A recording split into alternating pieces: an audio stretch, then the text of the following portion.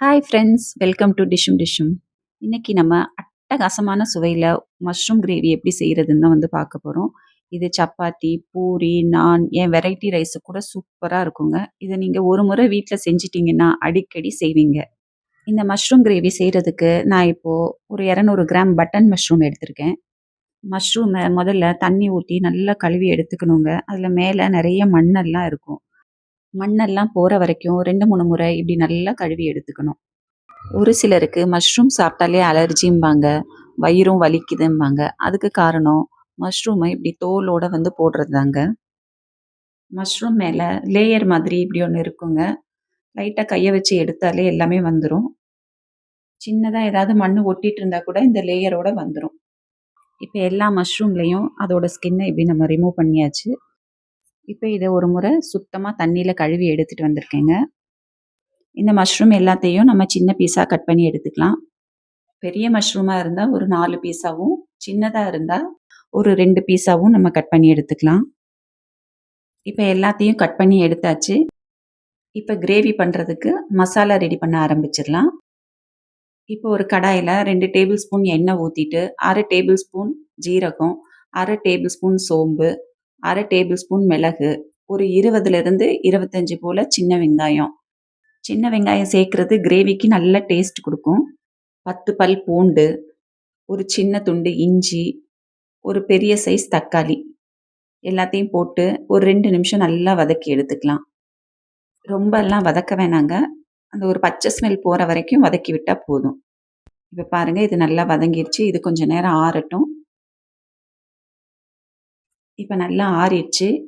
இது ஒரு மிக்ஸர் ஜார்ல போட்டு நல்லா ஒரு ஃபைன் பேஸ்ட்டா அரைச்சுக்கலாம்.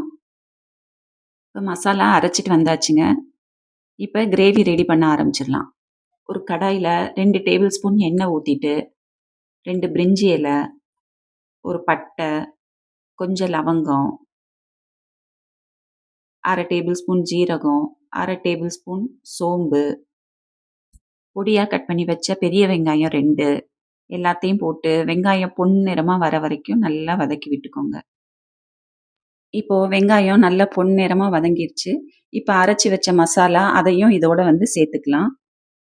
அடுப்ப மீடியம் ஃப்ளேம்ல வச்சு இந்த மசாலாவையும் 1 நிமிஷம் நல்லா வதக்கி விட்டுக்கோங்க. மசாலா நல்லா வதங்கிருச்சுங்க. இப்ப இதோட 1/4 டேபிள் ஸ்பூன் மஞ்சள் தூள், 1/2 டேபிள் ஸ்பூன் காஷ்மீரி மிளகாய் தூள். இது கிரேவிக்கு நல்ல கலர் குடுக்குங்க. உங்களுக்கு வேணான்னா ஸ்கிப் பண்ணிருங்க. 1 டேபிள் ஸ்பூன் மல்லித்தூள், ஒரு 1/2 டேபிள் ஸ்பூன் சாதாரண மிளகாய் தூள் எல்லாத்தையும் சேர்ந்து நல்லா மிக்ஸ் பண்ணி விட்டுக்கோங்க. இப்ப இதுலயே மசாலா எல்லாம் ஓரளவு நல்லாவே வெந்துருச்சுங்க. இப்போ கட் பண்ணி வச்சிருக்க மஷ்ரூம் அதையும் இதோட சேர்த்து நல்லா கலந்து விட்டுக்கலாம். மஷ்ரூம் வேகுறதுக்கு ரொம்ப நேரம்லாம் ஆகாதுங்க. ஒரு 5 நிமிஷத்துலயே மஷ்ரூம் சீக்கிரமா வெந்துரும். மஷ்ரூமோட இந்த மசாலா சேர்த்து கலக்கும்போது, அப்படியே மட்டன் குழம்பு வாசம் மாதிரியே கம கமன்னு இருக்குதுங்க. இப்ப இதோட ஒரு 1/2 டேபிள் ஸ்பூன் உப்பு அதையும் சேர்ந்து நல்லா கலந்து விட்டுக்கலாம். உப்பு போட்டதுக்கப்புறம் தண்ணி எதுவும் சேர்க்காம, ஒரு மூடி போட்டு ஒரு 2 நிமிஷம் அப்படியே வேக விட்டுறலாம். இப்ப 2 நிமிஷம் ஆயிருச்சு. இப்ப திறந்து பார்த்தா பாருங்க, இந்த மஷ்ரூம்ல இருந்து எவ்ளோ தண்ணி வெளியில வந்திருக்கு. இதோட கொஞ்சமா தண்ணி ஊத்தி இன்னொரு 5 நிமிஷம் வந்து வேக வச்சுக்கலாம். உங்களுக்கு கிரேவி எந்த திக்னஸ் வேணுமோ அதுக்கு தகுந்த மாதிரி தண்ணி ஊத்திக்கோங்க. நான் ஒரு 1/4 கப் அளவு தான் தண்ணி ஊத்திருக்கேன். உப்போட டேஸ்ட்டும் கொஞ்சம் செக் பண்ணிக்கோங்க. உங்களுக்கு தேவைப்பட்டுச்சுன்னா உங்க டேஸ்ட்டுக்கு தகுந்த மாதிரி உப்பு கொஞ்சம் ஆட் பண்ணிக்கோங்க. இப்போ இது ஒரு மூடி போட்டு ஒரு 5 நிமிஷம் அப்படியே வேக வச்சு எடுத்துக்கலாம். அடுப்ப மீடியம் ஃப்ளேம்லயே வச்சுக்கோங்க. இப்ப 5 நிமிஷம் ஆயிருச்சு. வாங்க திறந்து பார்த்துடலாம்.